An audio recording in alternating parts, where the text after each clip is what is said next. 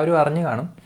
വിഷയം എന്താണെന്ന് പറഞ്ഞു കഴിഞ്ഞാൽ, ബോക്സിങ്ങിൽ അൾജീരിയയിലുള്ള ഇമാൻ ഖലീഫ് എന്ന് പറയുന്ന ഒരു ബോക്സറും ഇറ്റലിയിൽ നിന്നുള്ള ആഞ്ചല കാരിനി എന്ന് പറയുന്ന ഒരു ബോക്സറും തമ്മിൽ ഒരു മത്സരം നടക്കുന്നു. ഈ മത്സരം വെറും 46 സെക്കൻഡ് മാത്രമേ നടക്കുന്നുള്ളൂ. 46-ാം സെക്കൻഡിൽ ആഞ്ചല കാരിനി പിൻവാങ്ങുന്നു. മത്സരത്തിന് ശേഷം ഇത്രയും ശക്തമായ അടി എൻ്റെ ജീവിതത്തിൽ എനിക്ക് കിട്ടിയിട്ടില്ല എന്ന് പറഞ്ഞ് അവർ കരയുന്നു. ഈ ഇടിയുടെ ശക്തി കാരണം എനിക്ക് നല്ല വേദന ഉണ്ടെന്നും എനിക്ക് കണ്ടിന്യൂ ചെയ്യാൻ പറ്റാത്തതുകൊണ്ടാണ് ഞാൻ ക്വിറ്റ് ചെയ്യുന്നതെന്നുമാണ് അവർ പറയുന്നത്. ഇതിനുശേഷം സോഷ്യൽ മീഡിയയിൽ വളരെ ഒരു പൊട്ടിത്തെറി നമ്മൾ കണ്ടു.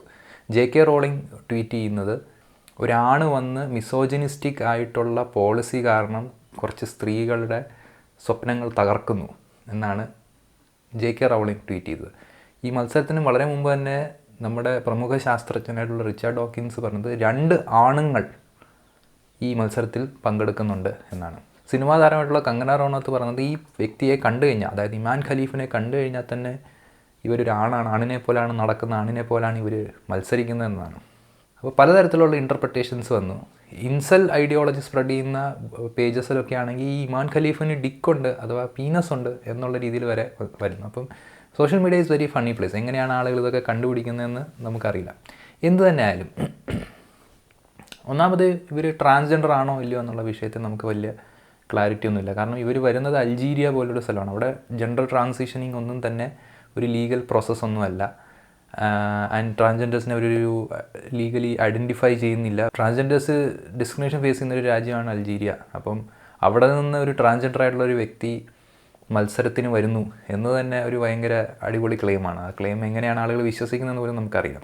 അൾജീരിയ പോലുള്ള സ്ഥലത്ത് നിന്ന് ട്രാൻസിഷൻ ചെയ്ത് വന്നു എന്ന് തന്നെ വളരെ പ്രൊപ്പോസ്ട്രസ് ആയിട്ടുള്ളൊരു ക്ലെയിംസ് ഒക്കെയാണ്.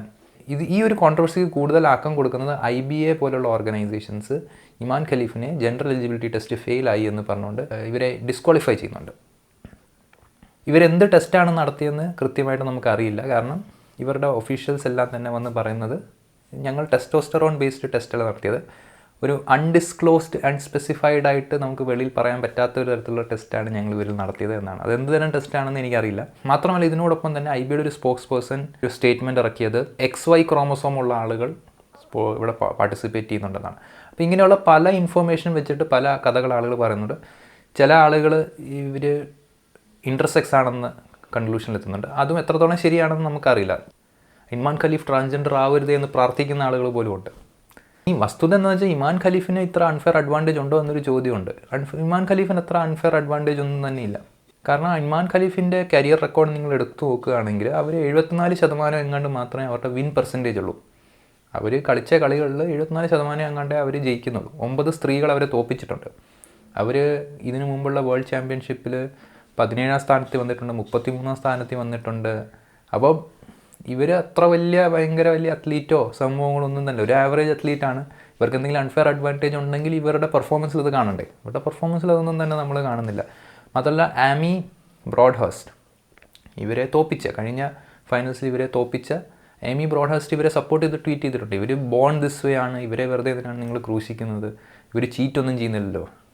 ആ വ്യക്തി എന്തെങ്കിലും ചീറ്റിംഗ് ചെയ്യുന്നുണ്ടെങ്കിൽ നിങ്ങൾ പറഞ്ഞില്ല എന്തെങ്കിലും, ആ വ്യക്തി പ്രത്യേകിച്ചൊരു ചീറ്റിംഗ് ഒന്നും ചെയ്യുന്നില്ല. അപ്പോൾ പിന്നെ എന്തിനാണ് നിങ്ങളിത് ചെയ്യുന്നതെന്ന് ചെയ്യുന്നത്? AB ബ്രോഡ്ഹേസ്റ്റിൻ്റെ കരിയർ റെക്കോർഡ് നിങ്ങൾ എടുക്കുകയാണെങ്കിൽ ഇതിലും കൂടുതലാണ്. AB ബ്രോഡ്ഹേസ്റ്റിൻ്റെ കരിയർ റെക്കോർഡ് ആണെങ്കിൽ 85% മാച്ചുകൾ അവർ ജയിച്ചിട്ടുണ്ട്. അപ്പോൾ AB ബ്രോഡ്ഹേസ്റ്റ് വന്ന് ഈ ഒരു ആഞ്ചല കാരിനിനെ തോൽപ്പിച്ചിരുന്നെങ്കിൽ ആളുകൾക്ക് ഒരു പ്രശ്നം ഉണ്ടാകത്തില്ല. പക്ഷേ ഇമാൻ ഖലീഫ് ആയതുകൊണ്ടാണ് ഇവിടെ പ്രശ്നം വരുന്നത്. കാരണം ഇമാൻ ഖലീഫിനെ കാണുമ്പോൾ തന്നെ ആളുകൾ ഇതൊരു ആണാണ് എന്നുള്ള രീതിയിൽ അങ്ങ് ജഡ്ജ്മെൻറ്റ്സ് പാസ് ചെയ്യുകയാണ്. എന്തുകൊണ്ടാണ് നടക്കുന്നത്? ഈ നടക്കുന്ന കൃത്യമായിട്ട് ട്രാൻസ്ഫോബിയ ആണ്. നമ്മുടെ സമൂഹത്തിൽ വളരെ കൃത്യമായിട്ട് നിലനിൽക്കുന്ന ട്രാൻസ്ഫോബിയ ആൻഡ് ഇൻ്റർസെക്സ് ആളുകളോടുള്ള ഡിസ്ക്രിമിനേഷനാണ്. അതിൻ്റെ ഉദാഹരണമായിട്ട് നിങ്ങൾ ഈ വീഡിയോ നോക്കുക.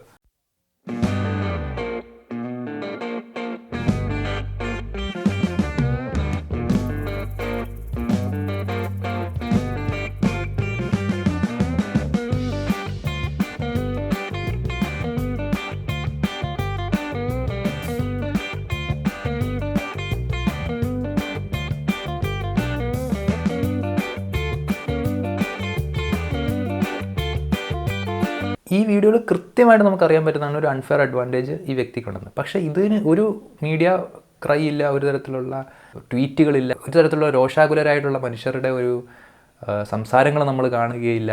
മാത്രമല്ല ഈ വീഡിയോയുടെ കമൻറ്റുകളൊക്കെ നോക്കി കഴിഞ്ഞാൽ ആളുകൾ ദേ ആർ ഫൈൻ. ഒരു നോർമൽ വീഡിയോയിൽ വരുന്ന മാതിരി തമാശകളും ട്രോളുകളും മാത്രമേ ഇതിനകത്ത് വരുന്നുള്ളൂ. പക്ഷേ ശാസ്ത്രജ്ഞനായ റിച്ചാർഡ് ഡോക്കിൻസ് ട്വീറ്റും JK റോളിൻ്റെ ട്വീറ്റും സിനിമാ നടൻ, അതായത് ലോകമെമ്പാടുള്ള ആളുകൾ ഒരുമിച്ച് ഇത് ചെയ്യുന്നില്ല. എന്താണിത് കാണിക്കുന്നത്? ഇത് കൃത്യമായിട്ട് സമൂഹത്തിൻ്റെ ഒരു ഹിപ്പോക്രസി കാണുന്നുണ്ട്. ഇത് മാത്രമല്ല, ഈ അൺഫെയർ അഡ്വാൻറ്റേജ് ഉള്ള ചില മനുഷ്യരെ നമുക്ക് കുഴപ്പമില്ല. ഇപ്പം ഉസൈൻ ബോൾട്ടിന് അൺഫെയർ അഡ്വാൻറ്റേജ് ഉണ്ടോ ഇല്ലയോ എന്നൊന്നും ആളുകൾ നോക്കുന്നില്ല. മൈക്കിൾ ഫെലപ്സിന് അൺഫെയർ അഡ്വാൻറ്റേജ് ഉണ്ടോ ഇല്ലയോ എന്നൊന്നും ആളുകൾ നോക്കുന്നില്ല. മൈക്കിൾ ജോർഡന് അൺഫെയർ അഡ്വാൻറ്റേജ് ഉണ്ടോ ഇല്ലയോ ഒന്നും ആളുകൾ നോക്കില്ല. മൈക്കിൾ ഫെലപ്സിൻ്റെ ഒക്കെ കാര്യത്തിൽ കൃത്യമായി അയാളുടെ ബോഡി സ്ട്രക്ചറൊക്കെ നല്ല രീതിയിലുള്ള അഡ്വാൻറ്റേജ് ഉണ്ട് എന്ന് തന്നെയാണ് ഒരു ജനറൽ കൺസെൻസസ്. പക്ഷേ അതൊന്നും ഇവിടെ ആർക്കും ഒരു പ്രശ്നമല്ല. കൃത്യമായിട്ട് ട്രാൻസ്ഫോബിയ വരുത്താൻ വേണ്ടി ആളുകൾ ഓരോ കാരണങ്ങൾ കണ്ടുപിടിച്ച് സമൂഹത്തിൽ നിലനിൽക്കുന്ന ട്രാൻസ്ഫോബിയ എസ്റ്റാബ്ലിഷ് ചെയ്യുന്നതിൻ്റെ പ്രൈം എക്സാമ്പിളാണ് നമ്മൾ ഈ കാണുന്ന ഒരു കൂട്ടക്കരച്ചിലും കൂട്ടമായിട്ടുള്ള ഒരു പ്രതികരണം. ഇതാണ് നമ്മൾ ഫോക്കസ് ചെയ്യേണ്ടത്. സമൂഹത്തിൽ എങ്ങനെയാണ് ഈ ട്രാൻസ്ഫോബിയ വർക്ക് ചെയ്യുന്നത്, ട്രാൻസ്ജെൻഡേഴ്സിനോടുള്ള വിവേചനം എങ്ങനെയാണ് സമൂഹത്തിൽ, ട്രാൻസ്ജെൻഡർ ആണ് എന്ന പെർസീവ്ഡ് നോഷൻ പോലും ആളുകളിൽ ഭയങ്കര തരത്തിലുള്ള വികാരങ്ങൾ ഉണ്ടാക്കുന്നു, ഭയങ്കര തരത്തിലുള്ള പ്രൊവോക്കേറ്റീവായിട്ടുള്ള പ്രതികരണങ്ങൾ ഉണ്ടാക്കുന്നു. ഇതൊക്കെ ഒരു നമ്മൾ കണ്ട് മനസ്സിലാക്കേണ്ട ഒരു സംഭവമാണ്. ചിലരൊക്കെ പറയും ഞങ്ങൾ നിഷ്പക്ഷരാണ്, ഞങ്ങൾക്ക് അങ്ങനെ ഡിസ്ക്രിമിനേഷൻ ഒന്നുമില്ല. പക്ഷേ അവർ കൃത്യമായിട്ട് ഈ വിഷയങ്ങളാണ് പറയുന്നത്. നിങ്ങൾ നോക്കുവാണെങ്കിൽ അവർ ഈ മറ്റു തരത്തിലുള്ള ബയോളജിക്കൽ മൈക്കിൾ ഫെൽപ്സിൻ്റെ അഡ്വാൻറ്റേജിൽ അവർ സംസാരിക്കുന്നത് കാണത്തില്ല. മറ്റു വിഷയങ്ങളൊക്കെ പോട്ടെ എന്ന് പറയണം. പക്ഷേ ഒരാൾ ട്രാൻസ്ജെൻഡർ ആണെന്നുള്ള പെർസെപ്ഷൻ മാത്രം മതി, അതിൽ തന്നെ ആളുകൾക്ക് അങ്ങ് കുരുപൊട്ടുന്നത് നമ്മൾ കാണുന്നത്. അപ്പോൾ ഇതാണ് നമ്മൾ ഇന്ന് ഈ ഒരു വീഡിയോയിൽ ഫോക്കസ് ചെയ്യാൻ ശ്രമിച്ചത്. ഹിപ്പോക്രസി ഓഫ് ദി സൊസൈറ്റിയിലുള്ള ഹിപ്പോക്രസി. എങ്ങനെയാണ് ട്രാൻസ്ജെൻഡർ വ്യക്തികളെ ടാർഗറ്റ് ചെയ്യാനും അവരെ താറടിച്ച് കാണിക്കാനും വേണ്ടി ഉള്ളിലുള്ള ഹേറ്റ് ഇത്തരം ഇൻസിഡൻസ് വെച്ച് വെൻ്റ് ഔട്ട് ചെയ്യുന്നു. ഇത് സമൂഹം തിരിച്ചറിയേണ്ടതുണ്ട്. ഇതിനെതിരെയാണ് നമ്മൾ പോരാണ്ടത്. നമ്മളൊരു ജനാധിപത്യ ഇൻക്ലൂസീവ് സമൂഹം ഉണ്ടാക്കുമ്പോൾ എല്ലാ തരത്തിലുള്ള ജെൻഡറിനെ, എല്ലാ തരത്തിലുള്ള ആളുകളെ ഉൾക്കൊള്ളുന്നൊരു സമൂഹമാണ് എടുക്കേണ്ടത്. ഇത്തരം ഐഡിയാസ് പുഷ് ചെയ്യുന്ന ആളുകളെ കൃത്യമായി ട്രാൻസ്ഫോബിക്കായിട്ട് തന്നെ കാണണം. ഇപ്പോഴും പല ആളുകൾക്ക് JK റോളിങ്ങും റിച്ചാർഡ് ഡോക്കിൻസ് പറയുന്നതും ട്രാൻസ്ഫോബിയ ആണെന്ന് മനസ്സിലായിട്ടില്ല. അതാണ് ഇതിൻ്റെ ഒരു രസം. അതെന്ന് മനസ്സിലാകും എന്ന് നമുക്കറിയില്ല. Hoping for a good future and hoping for a better transgender friendly sports policies.